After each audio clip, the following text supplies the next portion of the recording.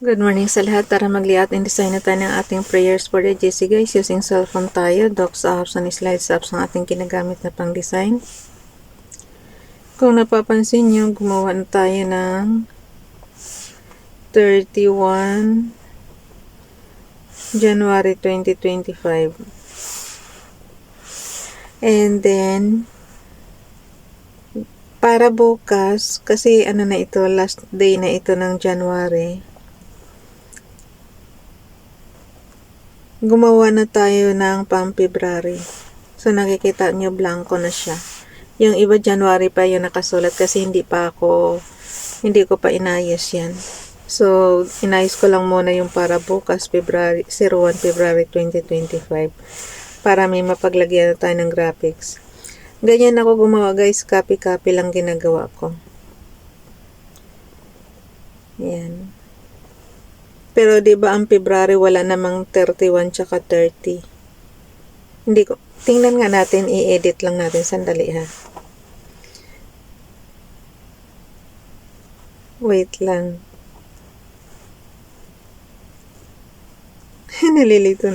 Nalilito na sa akin yung cellphone. I-edit lang natin kung mayroong 29 na February.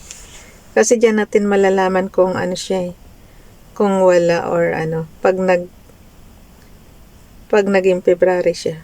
So, ibig sabihin, wala. Hanggang 28 lang ang ano. Hanggang 28 lang ang February. Lagay natin. Yan ang palatandaan ko. Kasi kahit hindi ako tumingin sa calendar, basta tinype ko siya, tapos ayan. So, ibig sabihin hanggang 28 February lang tayo. So, delete na natin tong mga to. Clear na natin yung mga yan. Mula 29, kasi sabi ko sa inyo, kinakopy ko lang yung template. Mula 29 hanggang ano. So, i-clear lang natin. And then, alisan natin. So, wala na. Wala na tayong 29 up to 31. So, okay na. Basahin na natin yung ating balik tayo dito sa January. Bumalik tayo dito sa ng page ng January 2025 natin. So, punta na tayo sa docs apps. Inaano ko lang sa inyo kung paano ako gumawa ng panibagong buwan ba. Katamaran ni Ralph. Copy-copy lang siya. Wala namang masama sa pag-copy. Ano nga eh. Kung makapag-save kayo ng time para sa pag-layouting ninyo, di gawin nyo kung yun ang paraan. Copy lang naman. O, diba, wala pang isang segundo napalitan natin yung yung date. So, dito tayo sa 31 January 2025. Pag ganitong buhaga, guys, alam mo na yan. Courier nyo yan. Yung font ba. Dito sa headings natin. Okay. 31 January. Yung mga kapibili lang ng CP para sa inyo to, para ma-explore ninyo yung inyong apps dyan. Kung mayroon kayong docs apps, pwede yan gamitin pang ng document. Tapos yung slides apps naman, katumbas yan ng PowerPoint, pang presentation din. Kung gusto nyo gumawa ng mga slides, dyan kayo gumawa.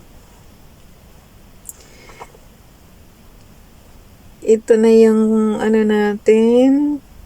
Ang font natin is Courier New, size 14. Okay. Naka-bold. Tapos, ang text natin is matingkad na blue. Tapos, ang natin, ang highlight color is red. Ayan. Kay Ralph Lion pag-vlogs muna. X muna natin yung format no?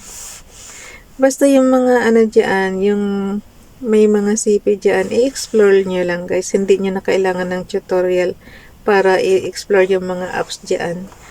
Kung saan yung matututunan yan. Pero ito kasi, ginagawa ko to pang lang ba, pinaka-basic lang ba ninyo? Pero kung alam nyo naman sa computer, i-apply nyo lang dito sa cellphone. Kasi kung tutuusin, very handy sana ang cellphone kaya lang hindi natin kayang i-layout yung mga pang commercial kasi nga very limited yung font, very limited yung kulay, very limited yung kumbaga hindi siya katulad sa computer guys na maraming mapagpipilian. So, pero kung gusto nyong pagtiyagaan yung sa CP kayo yung pang personal lang naman okay na to.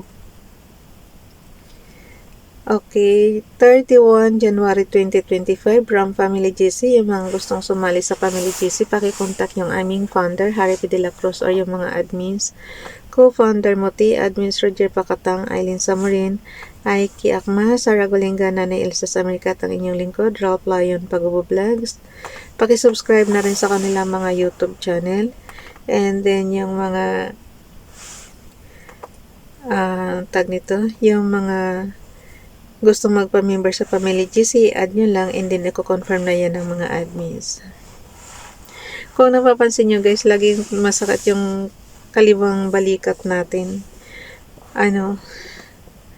Need ko talaga ng magpahinga ng maaga na. hindi ko na kaya yung magpuyat, tapos hindi ko na rin kaya yung, kasi pagka kumikirot ang balikat mo, itulog mo na lang para makaligtas ka sa kirot. Ganun ang ginagawa ko ngayon. Maaga ako natutulog, tapos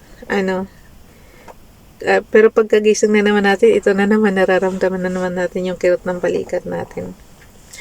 Hindi ko na talaga alam kung anong gagawin dyan. Need bang operahan yan or ano? Masakit. Hindi ko malaman kung anong sakit. Pero pagka inaano ko naman, minamassage ko mayroong akong equipment dito na pang massage. Okay naman siya. Pero pang pain relief lang siya. Tapos pabalik na naman. Ang kirot-kirot. Ewan ko ba? Matanda na talaga tayo. 57 na kasi tayo eh. 3 taon na lang, senior na. Pero ang dami na nating nararamdamang sakit. Okay, basahin. Kaya ang na lang natin, na lang natin na huwag kumirot. Prayers lang. laging dasal araw-araw na gumaling na yung balikat natin sa sobrang kirot. Pero pag nakapagpahinga tayo sa Pilipinas, guys, I'm sure matatanggal na to. Kasi iligo lang natin ito sa dagat, mawawala na to. Ilalangoy lang natin ito sa dagat, mawawala na yan. Diba nakakagaling yung tubig alat? Kasi naalala ko dati, pagka yung may mga arthritis na nilulubog yung tuhod nila sa maligamgam na tubig na may asin. Yung kaya naman yung init. Yun. How I wish July na. Nabawas na yung isang buwan guys. Kaya konting tiis na lang. At dito tayo kay Ralph Lion Pagubo Vlogs. God, I place my family in your hands. Protect us from all evil, harm, and danger. Surround us with your divine light and keep us safe. Amen. Parehong kay Ralph Lion Pagubo Vlogs ito. Wala kay Princess Dayan channel. Hayaan mo na. Ay, hindi kay Princess Dayan channel itong isa. Kaya lang nagkamali lang ito. Lord, we ask for your protective hand over our family as we embark on this day. Keep us safe from harm. Guide us in our journeys and bless our work and endeavors. May our home be a place of peace and our hearts filled with your unwavering love. Provide for our needs and let prosperity touch our lives in the ways we need most. In Jesus' name, Amen. So, makikita na natin yan doon sa slides apps. Mamaya ko na lang i-correct yan bago ipasa sa GC. Basahin ko na lang muna yung kasi ubos na naman oras ko. Kakadaing ko na masakit yung balikat ko, na ubos yung oras ko. Kung hip at chay sa lahat. Okay. Nandito tayo sa repose prayers. 31 January 2024, Tehillim, Psalms chapter 146 verse 8. Hashem, opened the eyes of the Ephraim, Hashim receive them that are bowed down. Hashim labit titisa dikim. So, tingnan nyo na lang yan sa inyong Biblia ayon sa inyong naiintindihang lingwahe, guys. Pero ang alam ko, Tehillim is awit and then yung Hashim is Yahweh. Kasi nga last year, diba, nababasa na natin yan. Kayo na lang tumingin, guys, para maintindihan nyo mabuti. Dito tayo kay Princess Diane Channel, and he said, my presence shall go with thee, and I will give thee rest. Exodus chapter 33 verse 14. Meron pa rin dito kay Princess Diane Channel pa rin. And Gideon sent messenger throughout all Mount Ephraim, saying, come down against the Midianites, and take before them the water unto Beth-bara and Jordan. Then all the men of Ephraim gathered themselves together and took the waters unto Beth-bara and Jordan. Judges chapter 7 verse 24. Kay Facebook Donali naman, pakifollow sa kanyang Facebook account. Smile and be happy, be grateful for all the good things in your life. Good morning. Good morning. Faith does not make things easy, it makes them possible. Ingat po tayo. God bless. Oh, no. Ayusin ko muna yung bago ipasa sa GC, guys. Okay.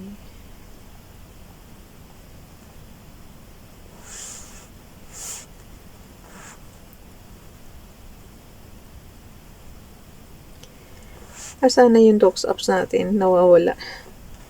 Ito ang mahirap sa maliit na CP. Ayun.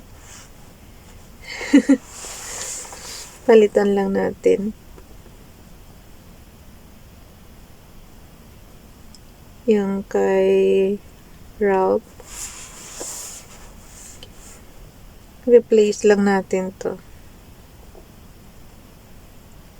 Delete muna natin, and then plus image from photos.